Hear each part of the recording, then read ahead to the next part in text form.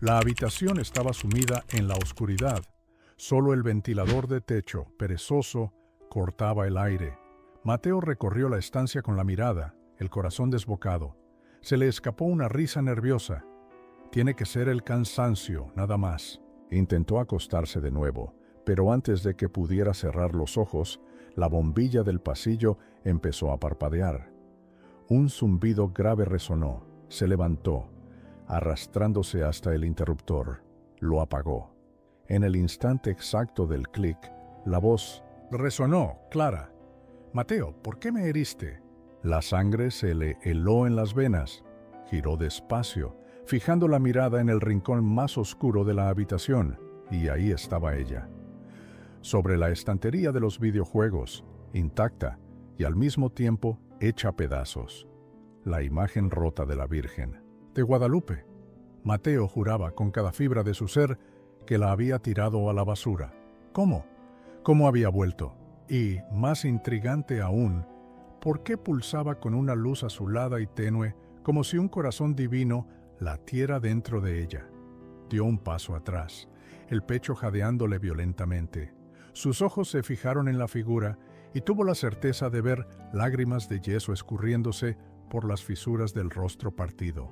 El deseo de correr, de gritar, era abrumador, pero el cuerpo no respondía, paralizado. Entonces, la voz regresó, esta vez más firme, más nítida, casi un susurro en su mente. «Rompiste algo que era tuyo, no mío. Ahora, escucha». Escuchar. ¿Qué? ¿Por qué ahora? ¿Y cómo esa imagen, sola, había atravesado la puerta de su casa? ¿Quién o qué intentaba comunicarse con él en aquella madrugada sofocante? El sueño, para Mateo, se había convertido en un espejismo lejano.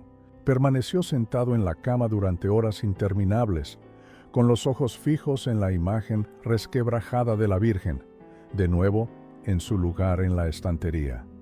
La luz azul había desaparecido, pero la sensación de ser observado, de tener cada movimiento escrutado, era más real que nunca. Intentaba, a toda costa, convencerse de que era una pesadilla, un fruto amargo del estrés. «Debe ser mi cabeza», murmuró, con la garganta seca, la voz casi inaudible. «Me estoy volviendo loco». Cogió el móvil, abrió la cámara y apuntó a la figura. Nada, ninguna luz, ningún movimiento. Aún así, le faltaba el valor incluso para tocarla. Dejó la habitación con la puerta entreabierta, un hilo de esperanza de que la luz del salón ahuyentara la oscuridad, y se acurrucó en el sofá, cubierto por una manta fina, con la tele encendida al mínimo volumen como un mantra de normalidad. A las 4:27 de la madrugada, un golpe seco lo despertó, el sonido del cubo de basura de la calle cerrado con fuerza. Se levantó despacio, la tensión oprimiéndole el pecho, y abrió la cortina del salón. El cubo de basura estaba allí, en el mismo lugar, y vacío. El estómago de Mateo se le revolvió. De vuelta en la habitación, una decisión brusca lo impulsó. Con manos temblorosas, pero firmes, tomó la imagen resquebrajada, la envolvió cuidadosamente en una toalla y salió a toda prisa. 2 cuadras después, cerca de la vieja iglesia abandonada del barrio, encontró un contenedor de escombros. Sin dudarlo, arrojó la toalla con la Virgen dentro, sin siquiera atreverse a mirar atrás. «Ahora basta. Esto es una locura», siseó para sí mismo, intentando convencerse. De vuelta, algo lo hizo quedarse helado. Sentada en la acera de la casa 203, envuelta en un chal morado, estaba una señora muy anciana. Mateo nunca la había visto antes. «Buenas noches», dijo, educadamente, a pesar de lo extraño de la escena. La mujer no respondió, pero cuando ya había pasado, una voz ronca y gutural murmuró: «La madre no abandona, ni siquiera cuando el hijo la expulsa». Mateo se detuvo, se quedó helado, se giró bruscamente. La mecedora estaba vacía. Corrió, entró en casa, las manos temblándole incontrolablemente, y fue directo a la habitación. Nada, ninguna señal de la imagen.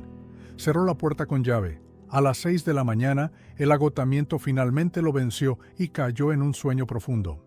Alrededor de las 10, el timbre insistente del móvil lo sacó de su letargo.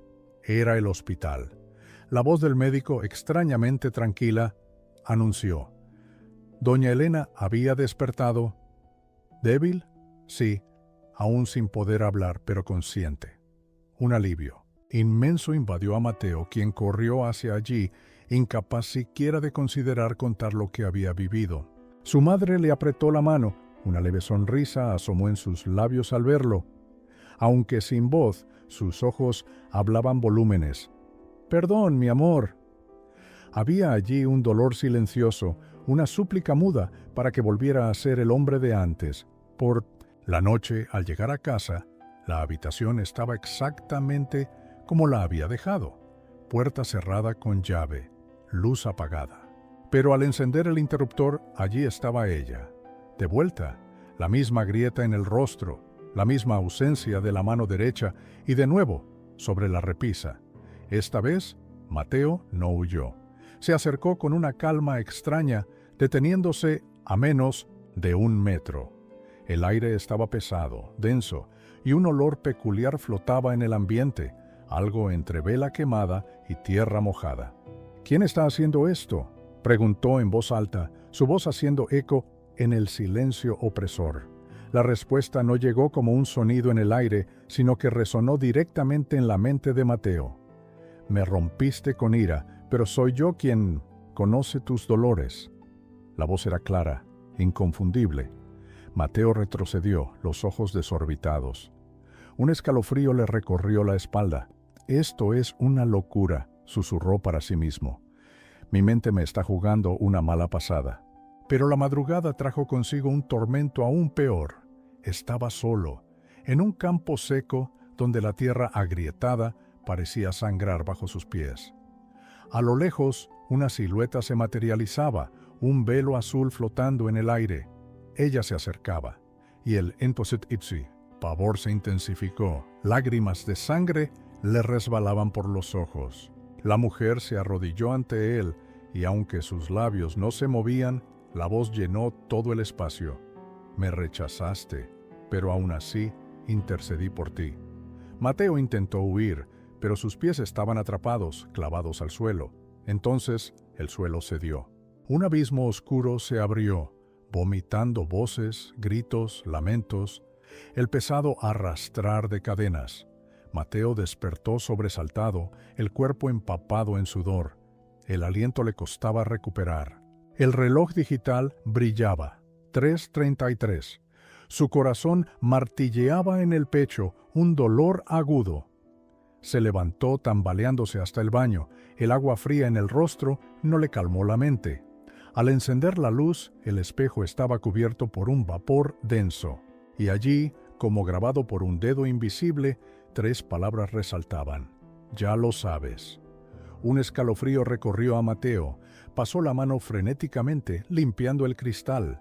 Nada, ningún rastro del mensaje. De vuelta en la habitación, la imagen de la Virgen de Guadalupe permanecía allí inquebrantable. Pero a su lado, algo nuevo apareció. Un sobre antiguo, amarillento por el tiempo, con su nombre, Mateo, escrito en una caligrafía familiar. ¿De dónde había salido? Él nunca lo había visto antes. ¿Y por qué, al tocarlo, sentía que su vida nunca más sería la misma? Mateo lo sostenía como si fuera un objeto sagrado y peligroso al mismo tiempo. Los bordes amarillentos, el papel fino, el sello de cera rojo vivo. Y entonces el nombre. Su propio nombre, escrito con la letra de su padre. Una caligrafía que reconocería en cualquier lugar, incluso después de tantos años. El corazón le dio un vuelco. Esto no tenía sentido. Su padre había muerto cuando él tenía apenas 7 años. Nunca había dejado cartas, nunca había escrito notas. Su madre siempre había dicho que la partida fue repentina, sin tiempo para despedidas. Con los dedos temblorosos, rompió el sello. Dentro, una hoja cuidadosamente doblada, descolorida por el tiempo. Mateo respiró hondo y leyó: Hijo mío, Mateo, si estás leyendo esto es porque ha llegado el momento. No sé cuánto tiempo me quedará, pero necesito dejar algo registrado. Eres el mayor milagro de mi vida. Y le prometí a la Madre del Cielo que, si te traía con salud a este mundo, jamás dejaría de cumplir la promesa hecha ante el altar de la Virgen de Guadalupe. Pero el tiempo pasó, la rutina nos engulló y fallé. La peregrinación nunca se hizo. Los agradecimientos jamás fueron entregados. La promesa quedó olvidada. Si algún día te pierdes, hijo mío, recuerda, la promesa no era solo mía, era nuestra. Ella te conoce desde el vientre, vuelve a donde todo empezó. Con amor, eterno tu Padre. Mateo releyó la carta 3 veces. La cabeza le daba vueltas. Su madre, doña Elena, nunca le había mencionado esta historia. ¿Por qué esconder algo tan vital? ¿Por qué nadie se lo había contado?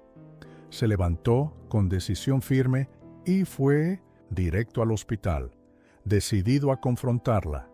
Doña Elena estaba sentada, más despierta que antes. Una suave sonrisa apareció en su rostro al verlo. Mateo se sentó junto a la cama y le tendió la carta. Ella leyó en silencio, con la mirada fija en cada palabra. Al terminar, sus ojos estaban empañados. ¿Lo sabías, mamá?, preguntó. Él, con la voz embargada por la emoción, ella asintió despacio. Tu padre me pidió que guardara la carta hasta que estuvieras listo. Él decía que entenderías. Cuando oyera la voz, Mateo murmuró. Un escalofrío le recorrió el cuerpo. ¿Qué voz? Doña Elena fijó los ojos en los suyos. La voz de la madre, esa que nos llama cuando ya no podemos escuchar a nadie más. Mateo se recostó en la silla, sin palabras. La cabeza le hervía. La anciana en la calle, la pesadilla vívida, la imagen que reaparecía, la carta de su padre, la promesa rota. Todo se conectaba ahora. Esa noche, el sueño era un lujo inalcanzable. Una urgencia silenciosa impulsó a Mateo hasta la parroquia del barrio, en busca del padre Arturo, el mismo hombre que lo había bautizado de bebé. Allí estaba el padre, inmerso en la rutina nocturna de limpiar los bancos de madera, un ritual de fe y dedicación. «¡Mateo!», exclamó el sacerdote sorprendido. «¿Cuánto tiempo, padre? ¿Puedo mostrarle algo?», preguntó Mateo, con la voz embargada. Se sentaron en los bancos fríos y Mateo le tendió la carta. Los ojos del padre se fijaron en el papel. «Ah, esa promesa», murmuró él, con la voz cargada de recuerdos. «Tu padre era un hombre de fe inquebrantable. El día de tu nacimiento, tu madre estaba al borde de la muerte. El médico advirtió que si sobrevivías, nacerías con secuelas graves.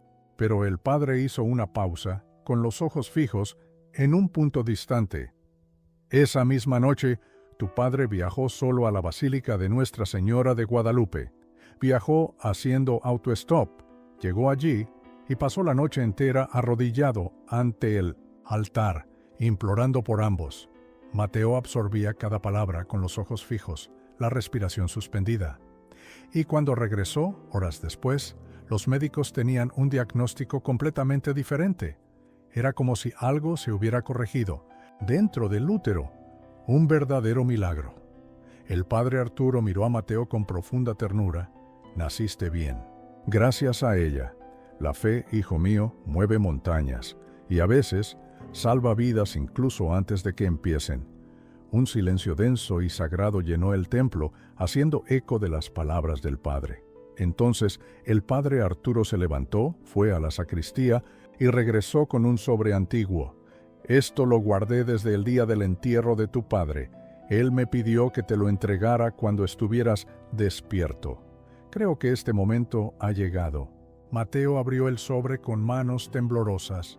Dentro, una única fotografía. Él, recién nacido, envuelto en pañales blancos en los brazos de su padre. Y al fondo, la imagen nítida de la Virgen de Guadalupe, envuelta en una luz tan intensa que parecía haber sido captada por la propia cámara, algo que los ojos humanos no podrían ver. Detrás de la foto, una frase manuscrita. Ella me dijo, «Cuida». Mateo tragó saliva. «Padre, ¿qué hago ahora?». El padre Arturo solo asintió. Ve a donde todo empezó. Ve hacia ella, hacia la Basílica de Guadalupe». Esa madrugada, Mateo regresó a casa, con el corazón en un torbellino. Empezó a preparar una pequeña mochila, casi por instinto. De repente, su celular vibró, rompiendo el silencio. Un mensaje de la vecina, doña Elena, puntual como una señal. El autobús hacia la Basílica de Guadalupe partiría a las 7 de la mañana de la terminal de autobuses. Sin embargo, antes de salir, un impulso irresistible lo hizo mirar una última vez el altar roto en su habitación. Un escalofrío le recorrió el cuerpo. La imagen, antes hecha pedazos, parecía estar recomponiéndose. La grieta en el rostro había disminuido. La mano derecha, antes ausente, ahora surgía, aún incompleta, pero visible, y ante la imagen, una rosa blanca, fresca con gotas de rocío. Mateo cayó de rodillas, su cuerpo convulsionando en una mezcla de asombro y reverencia. Después de todo, si la propia imagen se reconstituía, ¿qué más podría revelarse en el camino? El despertador vibró a las 6 en punto, interrumpiendo la madrugada. La mochila ya estaba lista, pero Mateo dudó unos segundos contemplando el altar parcialmente restaurado. La Virgen de Guadalupe, antes hecha pedazos, ahora parecía reconstruirse poco a poco, trazo a trazo. La mano derecha había surgido con contornos suaves, como si hubiera sido moldeada por una fuerza invisible, y la rosa blanca frente a la imagen permanecía fresca, intacta, como si hubiera sido cortada esa misma mañana, pero no había ninguna rosa plantada en casa, ni en el patio, ni en el jardín de la vecina. Durante el trayecto hasta la estación de autobuses, Mateo mantuvo la mirada fija en la ventana del autobús. Las casas pequeñas y las calles húmedas de su ciudad natal pasaban a cámara lenta. En el asiento de al lado, una señora con el cabello recogido en un moño dormitaba, con un rosario enrollado en los dedos. No sabía exactamente a dónde iba, pero una profunda certeza lo impulsaba. En la primera parada, en una gasolinera, bajó para estirar las piernas. Fue hasta el mostrador de la cafetería para pedir un café, y al salir, se topó con un hombre alto de traje gris, parado en un rincón de la zona de descanso. El sujeto lo miraba con una expresión serena pero firme. «¿Eres tú quien busca un encuentro con Ela?», se preguntó sin rodeos. Mateo abrió los ojos de par en par. «¿Usted me conoce?». La respuesta fue enigmática. «La cuestión, Mateo, es, ¿te conoces a ti mismo?». Y sin decir nada más, el hombre caminó hacia la carretera y desapareció entre los camiones. De vuelta al autobús, Mateo se sentó con la taza en la mano, temblando ligeramente. Intentaba olvidar el episodio cuando oyó una voz débil llamando: «Joven, disculpe, ¿puede ayudarme?». Era una señora ciega, con un sombrero de... «¿A dónde va, abuela?», preguntó Mateo, con la voz casi un susurro. La anciana, sentada en el asiento, con su sombrero de paja y su bastón a un lado, sonrió. «A Guadalupe. Siempre que el alma aprieta, es allá a donde uno corre». Ella lo miró con una intensidad que lo desarmó. «¿Y tú, hijo mío, vas a cumplir una promesa que no es tuya?». Un escalofrío recorrió la espalda de Mateo. No había revelado ni una palabra, ni siquiera aludido a promesa alguna. «¿Cómo lo sabe?», preguntó él, con la mente en un torbellino. La abuela solo sonrió, una sonrisa enigmática que no revelaba los dientes. «La madre habla en el silencio», explicó ella. «Uno solo escucha cuando deja de gritar por dentro». El viaje continuó en un silencio cargado. El autobús entró en la Ciudad de México alrededor de las 3 de la tarde. El cielo estaba límpido, un calor castigaba el asfalto bajo sus pies, pero la plaza frente a la Basílica de Guadalupe parecía vibrar con una paz que Mateo no sentía desde hacía años. Al ver la inmensa iglesia, erigida en el cerro del Tepeyac, con las campanas sonando al unísono y los fieles caminando descalzos por la calzada de la fe, algo dentro de él se rompió. Entró despacio, casi en trance. Sentía el suelo vibrar bajo sus pies, como si cada paso resonara con memorias antiguas. Mateo se arrodilló ante la imagen principal de la Virgen de Guadalupe y, por primera vez en muchos años, dejó caer las lágrimas libremente. No era un llanto de dolor, sino de rendición. «No sé qué hago aquí», susurró con la frente apoyada en la rodilla. «Pero si fuiste tú, Señor, quien me llamó, entonces háblame». En un parpadeo, el mundo de Mateo se oscureció, se desmayó. Minutos después, despertó tendido en el banco de madera, con el suave apretón de una mano desconocida en la suya. «Tranquilo, joven», lo calmó una voz femenina. «¿Está todo bien?» Lo vi caer y pedí ayuda. Mateo aún estaba aturdido, pero la mujer parecía demasiado serena. Llevaba un vestido azul oscuro, detalles dorados, y tenía ojos profundos como si supiera más de lo que decía. «¿Qué pasó?», preguntó, aún aturdido. Ella sonrió. A veces, cuando uno llega muy herido, el alma se desconecta un poco para protegerse. Le pasa a más gente de la que imaginas. «¿Quién es usted?», inquirió él. «Solo alguien que también ha tenido que doblegarse», respondió ella. «El dolor de tu madre te trajo aquí, pero no has venido solo por ella, ¿verdad?». Mateo se enderezó en el banco, desconcertado. «¿Mi madre? ¿Cómo sabe usted de ella?». La mujer señaló el altar, sin mirarlo directamente. «Ella no ha muerto, solo está esperando. Como María esperó a Jesús, tu madre te espera, hijo mío». La sangre se le heló a Mateo. Con las manos temblorosas, sacó el celular del bolsillo. Varias llamadas perdidas del hospital. Un mensaje de audio. «Buenas tardes, le llamamos de la unidad de hospitalización.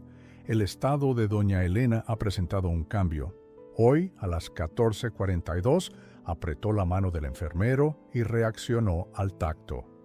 Está en observación. Llame en cuanto pueda». Se levantó a toda prisa, pero cuando se giró para agradecer a la mujer, ella ya no estaba allí. Miró alrededor. Buscó, pero no encontró nada, ni una pista. Corrió de vuelta a la parada de taxis, entró en el coche y siguió directo a la estación de autobuses. Mientras el coche tomaba la curva, lanzó una última mirada a la cúpula de la basílica, donde juraba haber visto algo brillando en el cielo. ¿Pero sería una luz real? ¿O solo el reflejo de lo que ahora empezaba a encenderse dentro de él? ¿Y qué encontraría al volver al hospital? Apenas el taxi se detuvo frente a la entrada del hospital y Mateo ya saltaba, corriendo por las puertas automáticas de cristal. Subió las escaleras como si sus pies no tocaran el suelo, cruzando los pasillos con el alma en llamas. En la enfermería, los ojos de la enfermera se abrieron de par en par al verlo. «¿Es usted Mateo, el hijo de doña Elena?». Solo pudo asentir con la cabeza. Abrió los ojos. Está un poco confusa, pero consciente. Mateo entró en la habitación con un nudo en la garganta. Doña Elena estaba pálida, el cabello despeinado, pero sus ojos estaban vivos y húmedos. «Mamá», dijo él con la voz quebrada. Ella sonrió levemente, como si ya lo supiera todo. «Sabía que volverías», susurró con dificultad. Él cayó de rodillas al lado de la cama y le tomó la mano con fuerza. Una lágrima le resbaló por la mejilla, luego por la de ella. «Perdóname por todo, por las palabras, por haberte dejado rezar sola». Doña Elena le apretó la mano. «Nunca me dejaste sola, hijo mío, solo te alejaste por dentro. Siempre supe que la madre no te soltaría». Mateo acurrucó la cabeza en su brazo y por primera vez en años se sintió un verdadero hijo. Entonces, doña Elena reveló lo que había presenciado en el umbral de la inconsciencia. Había soñado con un lugar sombrío, un vasto campo de silencio opresivo, pero en la distancia se revelaba una figura, una mujer de velo azul, con el rostro marcado, sangrando por los ojos. De rodillas lloraba, y un ruego incesante resonaba. «Volverá, volverá. Aún lo espero. La voz de doña Elena temblaba. Parecía que sentía su dolor llevándolo consigo. Mateo escuchaba, enmudecido, con el llanto atorado en la garganta. Tantas cosas necesitaban ser dichas, pero las palabras simplemente no salían. Horas después, con la certeza de que doña Elena estaba segura en el hospital local, Mateo buscó la parroquia del barrio. Encontró al padre Arturo inmerso en la lectura, en la parte trasera de la iglesia. «Padre, necesito confesarme». El padre, sin una palabra, cerró el libro y lo guió al confesionario. Allí, en aquel banco simple, bajo la mirada serena de un crucifijo de madera y la paciencia de quien comprende el alma, Mateo finalmente se quebró. Blasfemé. Rompí la imagen de la Virgen, la tiré a la basura, la pateé con rabia. Intenté convencerme de que era solo un objeto, pero no lo era. Era la fe de mi madre, la promesa de mi padre. Su voz se quebraba, le dolía el pecho. Solo quería entender por qué Dios se lo llevó. Un peso antiguo, sofocante. Creía que la culpa era mía. Yo estaba en el río con él, jugué donde me había prohibido, me resbalé. Él saltó para salvarme. La corriente nos arrastró, pero solo yo regresé. El padre Arturo escuchaba impasible, sin interrupciones, solo con una mano en el pecho, como si cada palabra resonara en su propia alma. He cargado con esto desde los 7 años. Creía que mi vida era un error, que ni siquiera debería estar aquí. Tras unos segundos de un silencio denso, el padre Arturo respiró hondo. «Mateo», dijo con voz serena, «tu padre murió salvando lo que más amaba.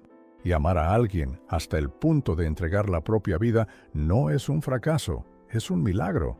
Mateo lloraba, incontenible. Él dejó una carta.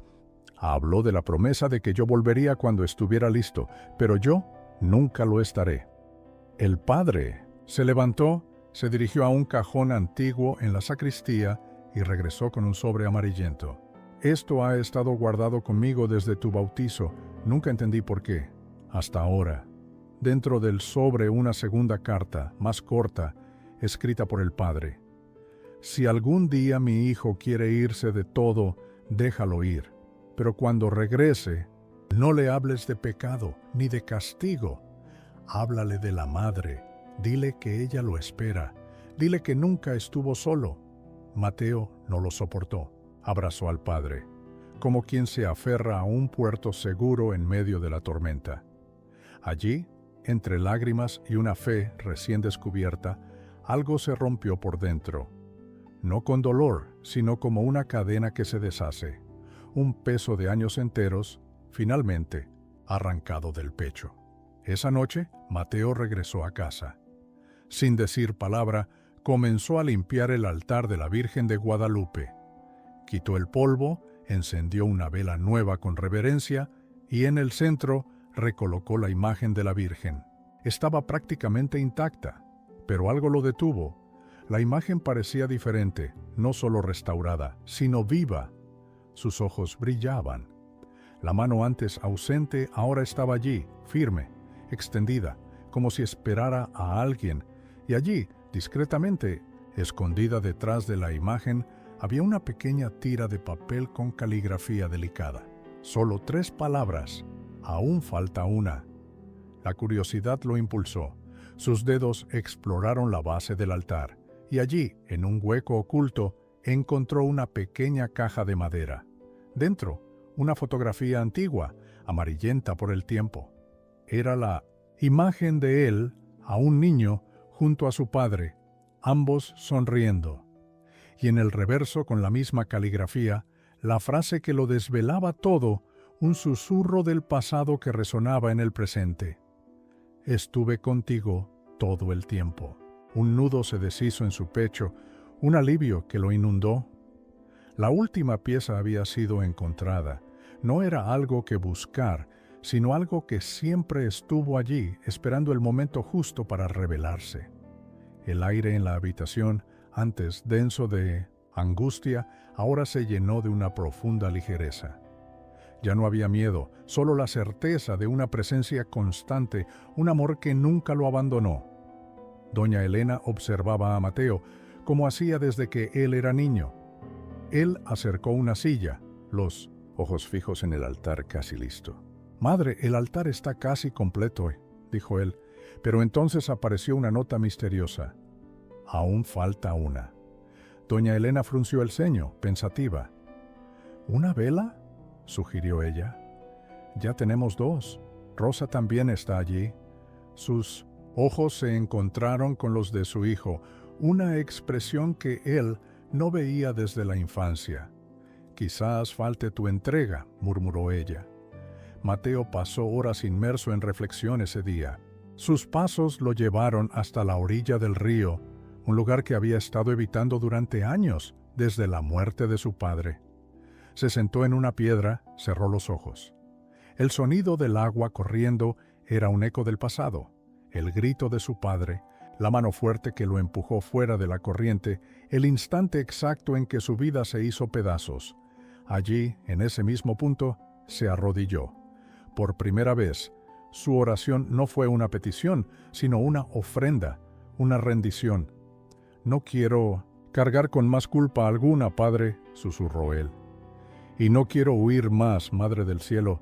Si aún falta algo, tómalo de mí, pero guíame, me entrego». Al regresar a casa, la imagen de la Virgen de Guadalupe parecía finalmente restaurada por completo, ni grietas ni manchas. La luz que la envolvía era suave y constante, como una brisa que no se apaga. Doña Elena ya había regresado, y juntos, madre e hijo, reconstruyeron el altar con paciencia y amor. La vieja estantería fue lijada, se colocó un nuevo paño blanco sobre ella, flores frescas adornaron un simple jarrón y se encendieron 3 velas. Mateo encendió la última, con los ojos fijos en su madre. «Esta es por todo lo que no entendí en aquel momento», dijo, «y por todo lo que aún no entiendo». Esa noche doña Elena durmió temprano. Mateo permaneció despierto, sentado en el salón, observando la imagen en un profundo silencio. Ya no esperaba más señales externas, ni voces que vinieran de fuera. La paz ya lo habitaba, pero entonces vino, no como antes, no en mitad de la noche, sino como un susurro cálido, directo al corazón, brotando de su interior. «Ahora el altar está dentro de ti». No lo oyó con los oídos, lo sintió con el alma. Se levantó, caminó hasta el espejo de la habitación y se miró por unos segundos. Por primera vez en años, no se sentía vacío, ni perdido, ni culpable. Cuando estaba a punto de apagar las luces e irse a dormir, sus ojos notaron algo que no había visto antes. Un sobre blanco, sencillo, reposaba sobre la cama, sin sello, sin firma. Dentro, solo una foto. Era Mateo, siendo niño, sosteniendo un rosario en el regazo de doña Elena, delante del altar de la antigua casa. Pero había algo más, algo que su memoria nunca había registrado. Detrás de ellos, desenfocada, una figura femenina de manto, azul, la Virgen de Guadalupe. En el reverso de la foto, una única frase, escrita con una caligrafía redonda y clara, sellaba la revelación: «Estuve contigo todo el tiempo».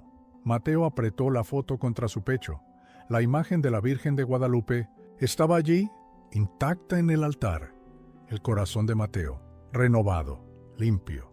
Aquella foto, la pieza que faltaba, era la confirmación de una presencia que lo acompañó en cada paso, desde las calles de su ciudad en México, pasando por los pasillos de un hospital local, por la parroquia del barrio, por la orilla de aquel río que un día lo marcó, hasta el reencuentro final con la fe, culminando en la Basílica de Nuestra Señora de Guadalupe en el Monte Tepeyac. La duda se disipó, la paz era completa.